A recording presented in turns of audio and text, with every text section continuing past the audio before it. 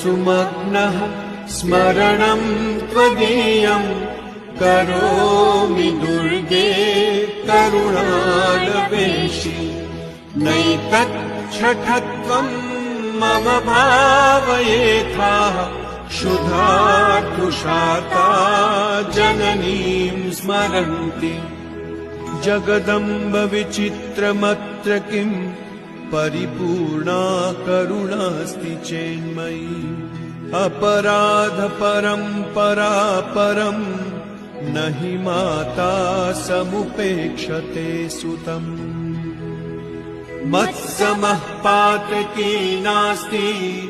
पापग्नि त्वत्समानहि एवं ज्ञात्वा महादेवी यथा योग्यं तत्